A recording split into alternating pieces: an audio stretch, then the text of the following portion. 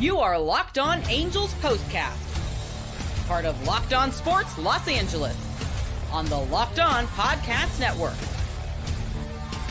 Your team every day.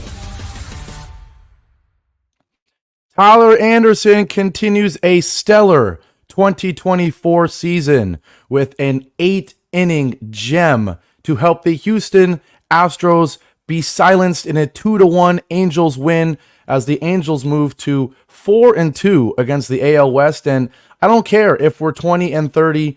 How about that record in the division against the AL West? A very successful 4-2 road trip in the state of Texas. Hello, Halo Nation. Hello, Halo hopefuls, and welcome to the latest edition of the Locked On Angels Postcast here, coming at you live from the Locked On Los Angeles YouTube channel, and after the fact, both on this channel and on the Locked On Angels podcast feed, wherever you get your podcasts. Look, it's only the second ever Locked On Angels Postcast, so I'm still going to treat this as if most of you don't know who I am and don't know. Oh, someone said the audio is off. Uh-oh, let me check that real quick for you. Shouldn't be off.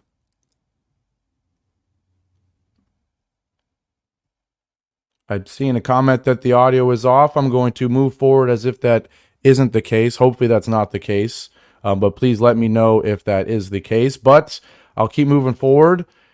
This is the Locked On Angels Postcast, and if you don't know who I am, hello everybody, my name is Gavin Carlson. I've been a credentialed journalist in the Los Angeles area for 4 years now, specifically covering UCLA football and men's and women's basketball. It's obviously my first year as the postcast host for the Angels. I'll also be the postcast host for the Rams, UCLA football, and the Los Angeles Lakers going forward. But we're not here to talk about that. We're here to talk about the Angels picking up a great pitching duel win thanks to Tyler Anderson. Not really the game I expected, to be honest. We'll get into some of the numbers about Tyler Anderson.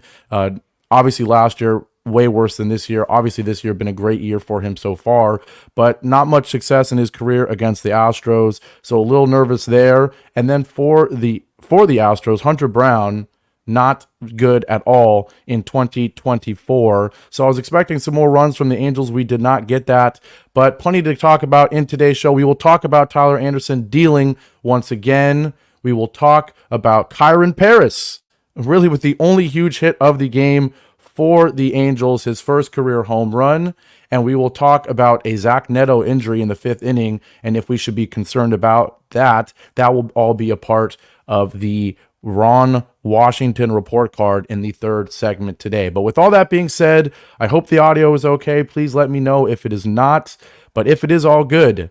Just a quick reminder, a quick shout out to the sponsor of today's show, eBay Motors. From brakes to exhaust kits and beyond, eBay Motors has over 122 million parts to keep your ride or die alive. With all the parts you need at the prices you want, it's easy to bring home that big win. Keep your ride or die alive at ebaymotors.com. Eligible items only. Exclusions apply. eBay guaranteed fit only available to U.S. customers. And I see in the comment section, shout out to Jesus. I hope it's Jesus.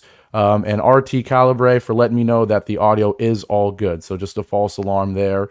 But with all that being said, let's jump in to this start from Tyler Anderson. And coming into this game, obviously this has been a very, very solid season for him. And I'm going to go past solid and say great when you think about how poor he was last year.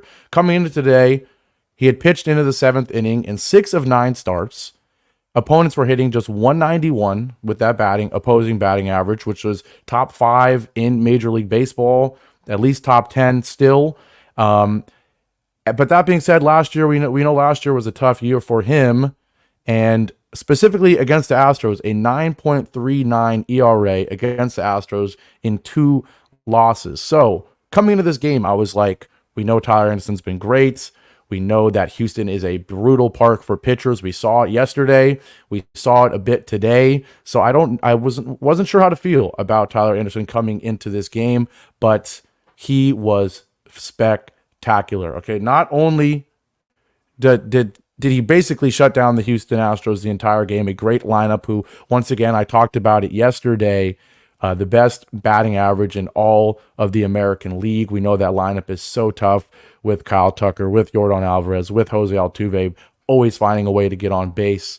But with the Astros, despite all that, Anderson basically shut down the Astros the entire game. Just one run in the 5th inning, and I thought he overcame some really questionable fielding from the Angels outfielders specifically throughout this one. Taylor Ward had, I don't want to call it a disaster class, and I say disaster class. I don't know if people even say that about baseball. That's more of a European soccer thing, but it was a disaster class at times in left field for Taylor Ward, really struggling with the weird dimensions in Minute Maid Park in left center field.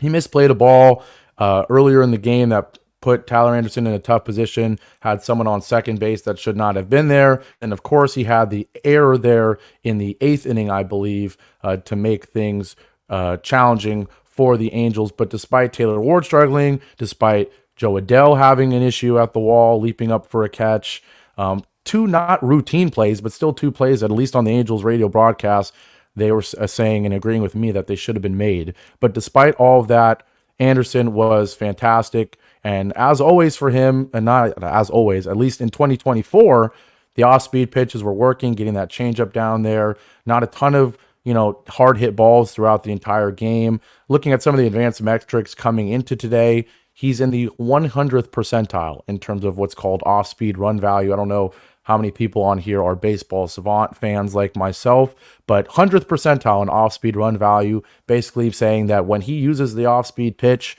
he is about as good as anyone in all of Major League Baseball at sort of changing the expected run outcome in a situation.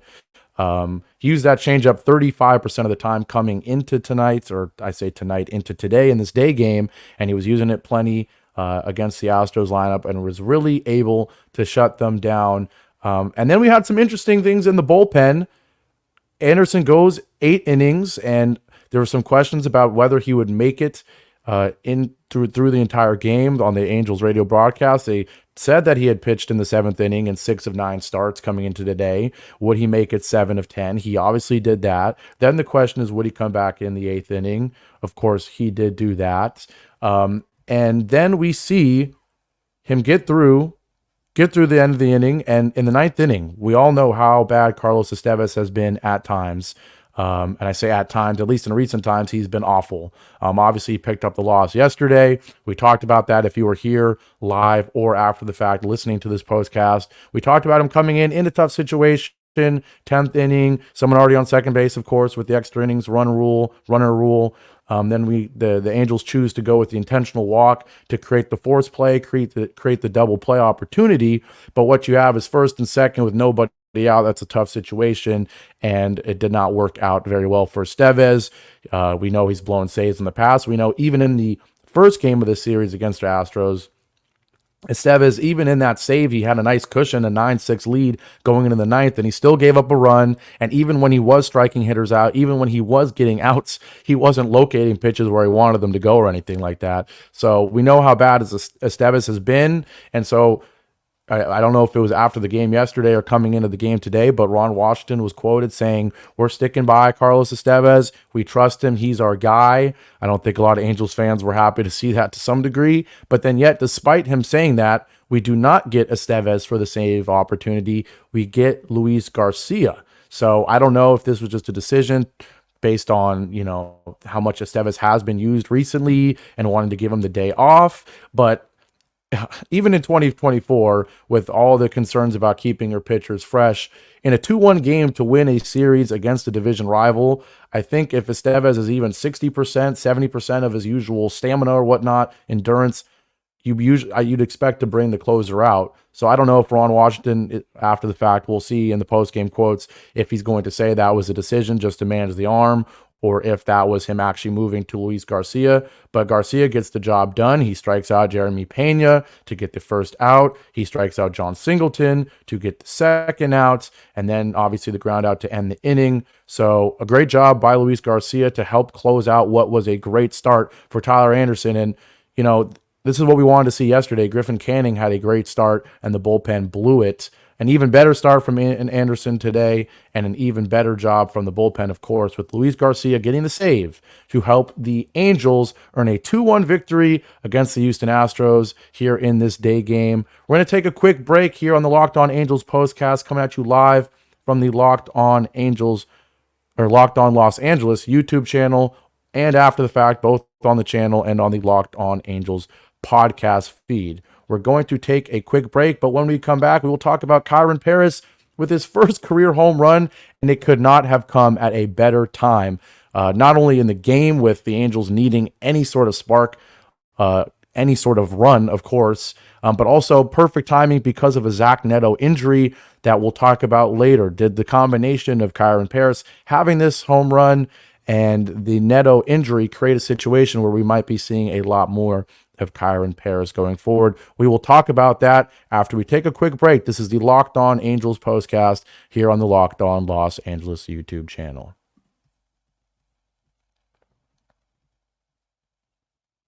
Now, today's episode is once again brought to you by the great people at Prize Picks. Now, I talked about it yesterday. I'll talk about it again. I love Prize Picks. If you want a way to make viewing any sporting event more fun, Prize Picks is the best option. Prize Picks is America's #1 fantasy sports app with more than 3 million members, and it's the easiest and most exciting way to get in on the action while you watch your favorite sports and players. You just pick more or less on 2 or more player stats and watch the winnings roll in. Now look, spring training is over and baseball season is officially underway. Don't miss your chance to add your favorite players from the diamond in your Prize Picks entries. Whether it's strikeouts, RBIs, or first inning runs, take your pick of more or less and add them to your Prize Picks entry today. And of course, it's also the heart of the NBA playoff season. I couldn't watch the Boston Celtics Pacers game yesterday, but I heard it was a phenomenal game. I was watching the Angels, of course. We'll see what happens tonight in the Western Conference Finals. But with Prize Picks, you can get in on the playoff action and win up to 100 times your money on Prize Picks as you and the world's best players take the game to a new level during basketball's postseason. Now, how do you jump in on the action just like me and 3 million other users? You download the Prize Picks app today, and if you're creating your account, use the code LOCKEDONMLB, all lowercase, for a first deposit match up to $100. Download the app today and use the code LOCKEDONMLB, all lowercase, for a first deposit match up to $100. Prize Picks. Pick more, pick less. It's that easy. You are listening to the Locked On Angels Postcast, coming at you live on the Locked On Los Angeles YouTube channel. The Los Angeles Angels win 2 of 3 in Houston and 4 of 2 in the state of Texas in their first 2 AL West series of 2024. They moved to 20-30 on the season, which doesn't look great, but that 4-2 record in the division sure does. And we know the Astros are struggling on the record front, at least. They're just 22-28. The Angels just 2 games back of the Houston Astros and now have a slight tiebreaker head-to-head against them. So who knows? We don't know. We don't think the Angels are challenging for the top of the division anytime soon, but it would be nice to see the Angels maybe come back home against the Guardians and maybe catch the Astros, maybe jump over them and move into 3rd place in the AL West. I don't think many people expected that, especially with Mike Trout and Brandon Drury out. But we already discussed the main reason the Angels won this game: a phenomenal start from Tyler Anderson, 8 innings pitched, just 6 hits for the Houston Astros, and just 1 run. There was that weird little, looked like a home run from Mauricio Dubon off the top of the left field wall. Turns out it was just a double after review. Kind of just another weird, quirky thing with Minute Maid Park. But we did get a home run from the Angels in that 5th inning, and it was off the bat of Kyren Paris, and how good this must have felt for him coming into today. Kyren Paris, we know he's young. We know he's just getting used to the big leagues, but 3 for 27, batting 111 coming into today. Not good. Not good. We'll leave it at that. So in a game like this where nobody's doing anything, little did we think that Kyren Paris would be the one to help the Angels convert an early base runner and turn it into a 2-run home run. Just looking at the Kyren Paris home run, he earned it, okay? I don't want to rant again about Minute Maid Park. We already talked about it yesterday and how Griffin Canning's start could have been scoreless if it weren't for two fluky Minute Maid Park style home runs going like 340 feet and I think 358 feet off the bats of Kyle Tucker and Yordan Alvarez, respectively. We're not going to talk about that anymore, although I will say that Dubon was homer overturned into a ground rule double. That was 339 feet. So thank goodness that was overturned. Ironically, if that was 340 feet, that probably is a home run, but it's 339 and it stays in. Oh, I hope you don't feel like you got cheated there, Houston Astros fans. But Kyren Paris, first career home run, and he crushed it. Absolutely crushed it. 408 feet off the bat, 106.9 exit velo. The launch angle I don't really care about, but a really good at bat for Kyren Paris. After this, we're going to talk about Hunter Brown and the ways that the Angels should have been able to attack him. But Kyren Paris, he fouls off the first pitch on a sinker, then he takes a sinker way inside. He fouls off a slider that kind of caught the plate. And so you're down 1-2. You're already 3 of 27 on the year. And I think a lot of people are thinking strikeout, but no. Luckily, get some help from Brown. Two fastballs, a four-seamer, and a sinker that were nowhere near the zone to take the count to 3-2. And something Hunter Brown did all day today was when the count got to 2 strikes and maybe 2 balls or 3 balls and a strike, it was just fastballs or sinkers right down the middle. And the Angels did not take advantage enough, in my opinion, and I think in the opinion of many Angels fans. But Kyren Paris did here. He got a sinker right down the middle, 91.5 miles an hour. And on 3-2, he absolutely crushes it to left center field. Like I said, 408 feet, 106.9 exit velo. He didn't quite, pimp it, but he definitely, right out the box, knowing it was probably gone, and then let that bat flip fly once he was sure of it. But boy, what was a extremely quiet game for the Angels offense. Just 3 hits, and one of them there from Kyren Paris, obviously the biggest of the game and probably the biggest of his young career. Later, we'll talk about Zach Neto, his injury leaving in the 5th inning, and whether or not that creates an opportunity for Kyren Paris to maybe see daily baseball for the Angels. I don't know if we want to see that, given the batting average is still below 150, but we might just have to see that. Now, one thing I do want to talk about is the rest of the Angels' hitting performance, and obviously not a good one, and very surprising given the opposing starting pitcher for today's game, Hunter Brown. He has been really bad in 2024. Just looking at the numbers coming into today, was 1-4 with a 7.71 ERA. And just looking at some of the advanced stats on Baseball Savant in terms of pitching run value, on fastballs, on breaking balls, the first percentile. So literally one of the worst pitchers in all of Major League Baseball in 2024. And the main reason, his inability to, when he gets behind in counts, his inability to get out of it. I heard on the Angels radio broadcast coming into today that Brown, the league average when you're behind in a count 3-1 or 2-0, something like that, is around 343. Of course, we all know how baseball works. A hitter gets ahead in a count, and the likelihood of a hit, an extra base hit, a home run, it all goes up just really across the board.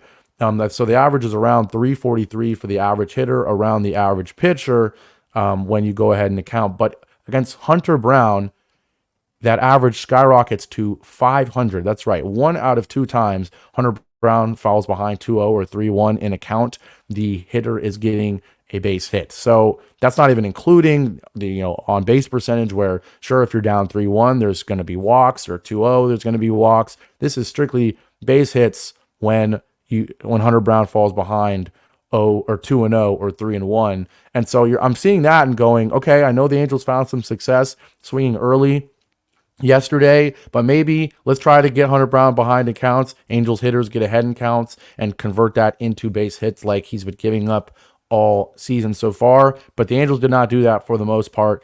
I wouldn't say swinging early, but certainly not being patient. Hunter Brown throwing a lot of fastballs, kind of all over the place, sometimes in the zone, sometimes not.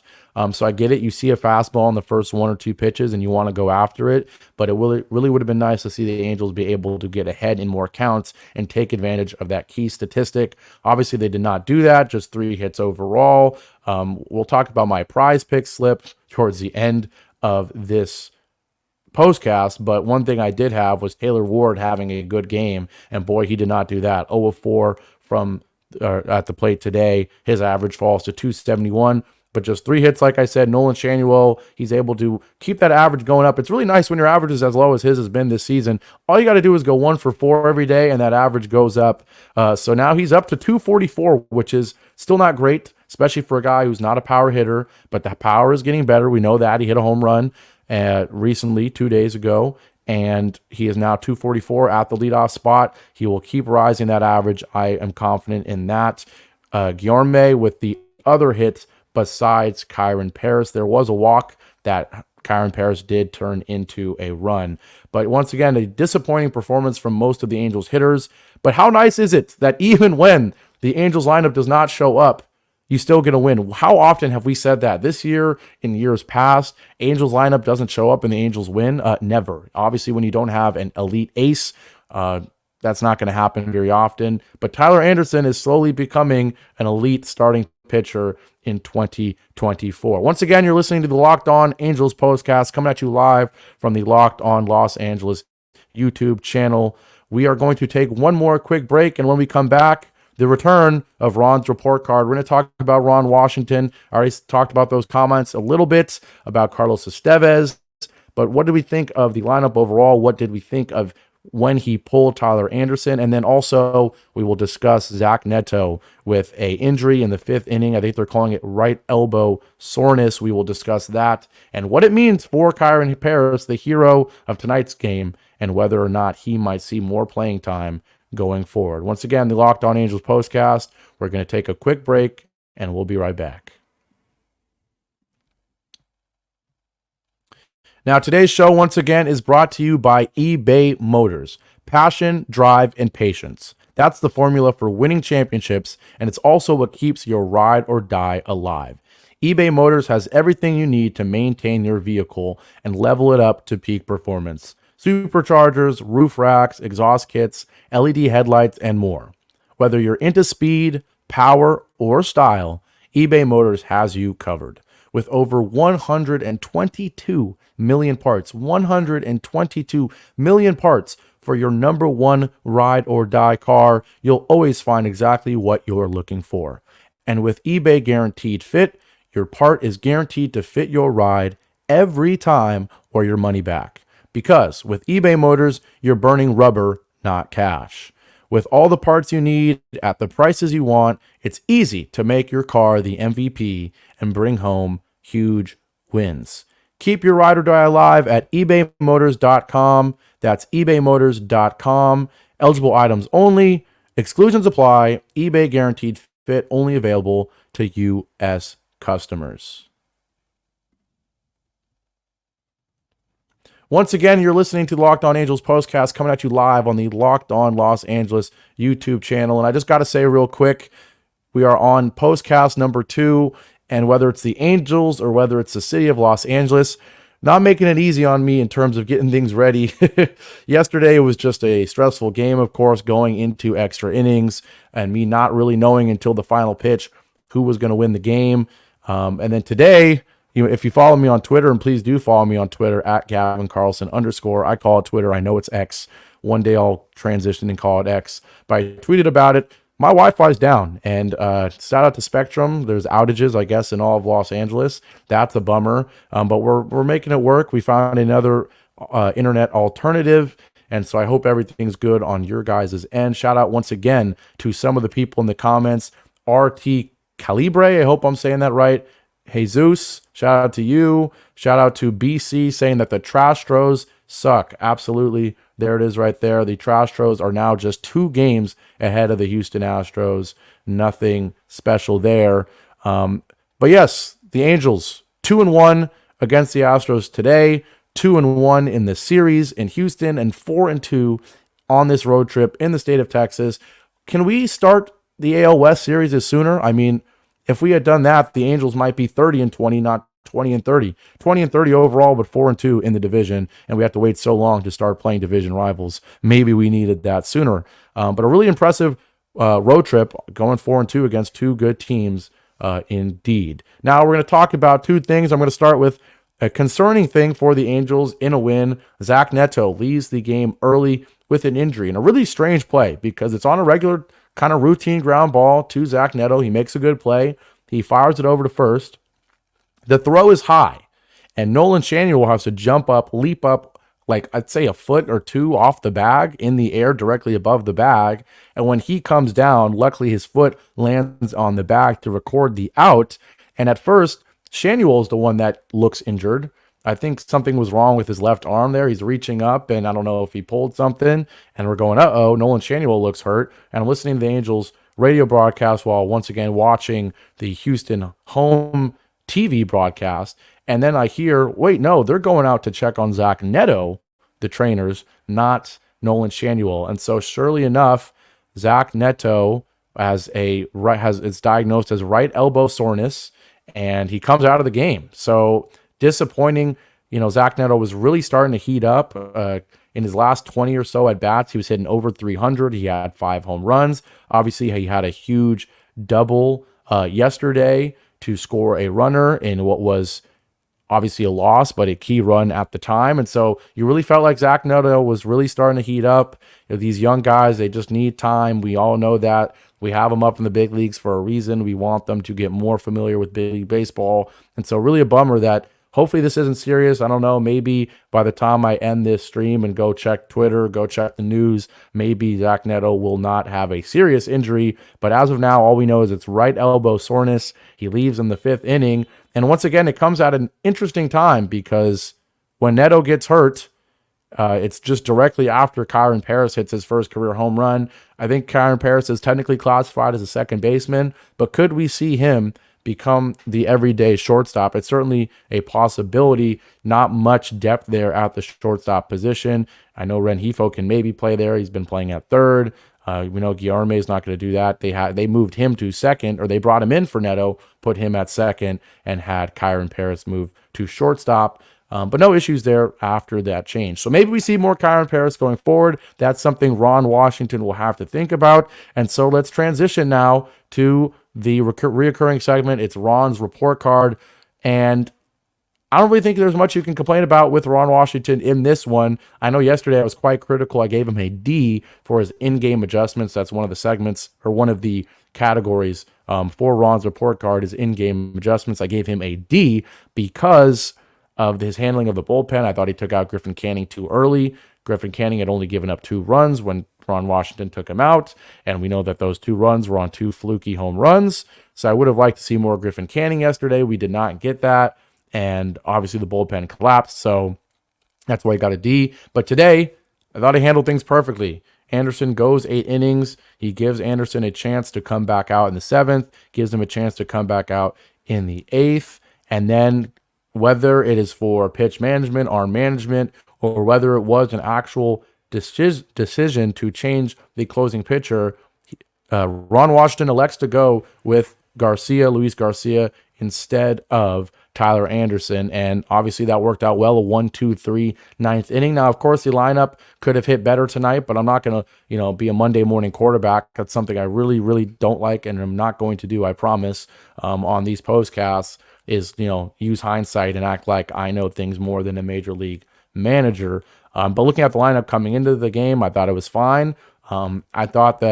I did think that it was going to take a bit of time for some of these hitters. I think I heard that 6 of the 9 Angels hitters had never faced Hunter Brown before. So I thought it would take a couple innings for the Angels to start heating up, but I did think they would heat up a little more than they did. Just 3 hits, and thank goodness for that Kyren Paris home run. But I give Ron Washington a B+ overall. I think he didn't really do much wrong. And you pick up a 2-1 win, you pick up a series win, you pick up a 4-2 road trip. You can't really complain that much, especially with how this season had started. So Ron Washington gets a B+ in Ron's report card. We talked about Zach Neto's injury and what it could mean for Kyren Paris going forward. We did hear that Brandon Drury is slowly coming back, so maybe that affects things in the infield as well. We will have to see. But I will end today's show talking about my prize pick slip, because once again, this show is brought to you by Prize Picks as well as eBay Motors today. And today I had Luis Renjifo to have over 1.5